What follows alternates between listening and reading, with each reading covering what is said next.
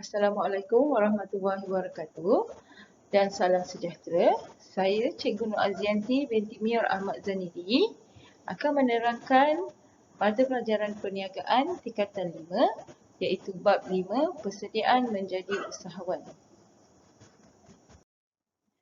Masih tajuk yang sama jika murid-murid ingat lagi iaitu tajuk usaha niaga bab 5 persediaan menjadi usahawan. Standard kandungan 4.1 persediaan menjadi usahawan. Seterusnya kita lihat standard pembelajaran pada hari ini iaitu di akhir pembelajaran bab ini murid-murid akan dapat menghuraikan faktor-faktor penyumbang untuk memulakan perniagaan. Yang kedua, menerangkan kelebihan berniaga sebagai satu peluang kerjaya. Manakala objektif pembelajaran pada hari ini di akhir bab ini murid-murid akan mempelajari yang pertama, menghuraikan 7 faktor-faktor penyumbang untuk memulakan perniagaan. Yang kedua, menerangkan 3 kelebihan berniaga sebagai satu peluang kerjaya. Seterusnya kita lihat objektif yang pertama iaitu 7 faktor-faktor penyumbang untuk memulakan perniagaan. Faktor yang pertama adalah modal, yang kedua kemahiran, yang ketiga lokasi sesuai, yang keempat pemasaran, faktor yang kelima bantuan profesional, yang keenam latihan dan yang terakhir yang ketujuh adalah stok. Seterusnya kita lihat huraian faktor-faktor penyumbang untuk memulakan perniagaan. Faktor yang pertama adalah modal. Modal merupakan wang tunai, alatan atau stok. Kedua, usahawan boleh mendapatkan sumber pembiayaan dalaman atau luaran. Faktor yang kedua pula adalah kemahiran. Kemahiran yang perlu dipelajari oleh usahawan adalah seperti pengurusan kewangan, pemasaran produk dan penggunaan media sosial yang berkesan. Seterusnya, kita lihat faktor yang ketiga iaitu lokasi sesuai. Lokasi yang strategik dapat mencapai sasaran jualan yang tinggi. Ciri-ciri lokasi yang sesuai, yang pertama, tempat yang mempunyai tumpuan ramai. Yang kedua, berhampiran dengan pelanggan dan pembekal. Yang ketiga, terdapat kemudahan dan infrastruktur. Yang keempat, mudah dikunjungi. Seterusnya, faktor yang keempat iaitu pemasaran. Merupakan strategi proses atau kaedah yang berkesan untuk menyalurkan barang dan perkhidmatan daripada pengeluar kepada pengguna. Dua faktor penting dalam strategi pemasaran iaitu sasaran pasaran dan yang kedua campuran pemasaran. Seterusnya kita lihat campuran pemasaran 4Ps. Masih lagi di bawah tajuk faktor pemasaran. Di mana campuran pemasaran yang pertama adalah produk. Produk terdiri daripada barangan dan perkhidmatan. Yang kedua adalah tempat iaitu place. Strategi tempat dan saluran pengedaran untuk menyalur produk atau perkhidmatan kepada pengguna. Yang ketiga adalah harga, price. Perlu mengambil kira semua kos yang terlibat seperti kos operasi, kos bahan mentah dan kos overhead.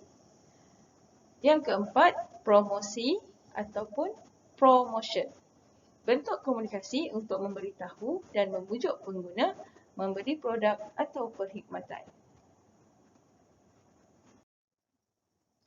Seterusnya, kita lihat faktor yang kelima iaitu bantuan profesional.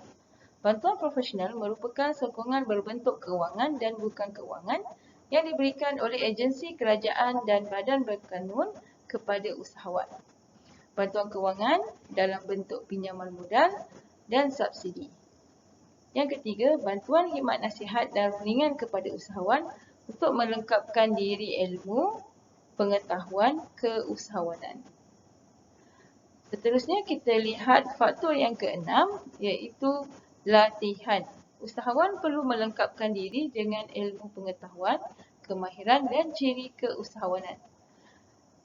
Jenis-jenis latihan yang diperlukan adalah yang pertama, pengurusan aliran tunai, yang kedua, perakaunan dan pengurusan keuangan, Yang ketiga, pengurusan stok dan inventory. Yang keempat, pengurusan sumber manusia. Yang kelima, penjenamaan. Dan yang keenam, pemasaran berkesan. Seterusnya, kita lihat faktor yang terakhir, iaitu yang ketujuh, adalah stok. Stok merupakan barang yang disimpan untuk dijual.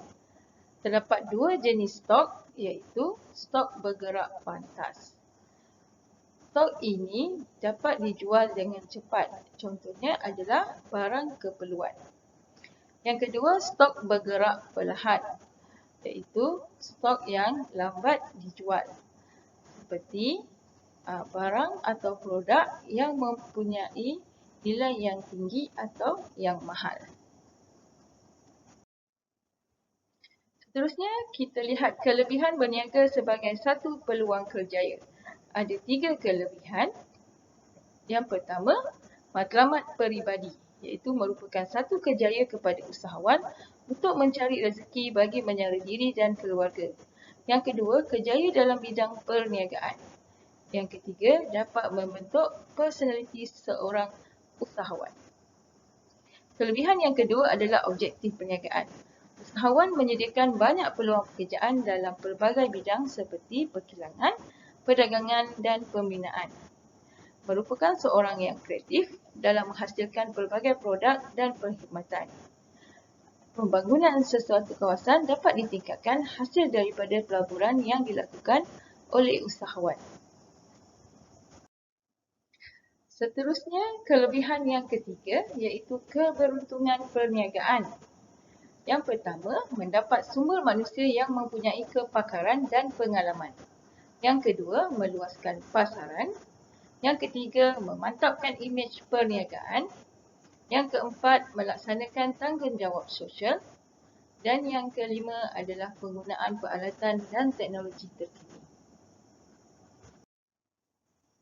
Saya akhiri dengan ucapan terima kasih kepada Jabatan Pendidikan Negeri Melaka, Pejabat Pendidikan Daerah Melaka Tengah, Pejabat Pendidikan Daerah Jasin, Pejabat Pendidikan Daerah Alor Gajah, Pengetua-Pengetua Negeri Melaka dan guru-guru perniagaan Negeri Melaka telah memberi peluang kepada saya menyertai program e-Belajar ini.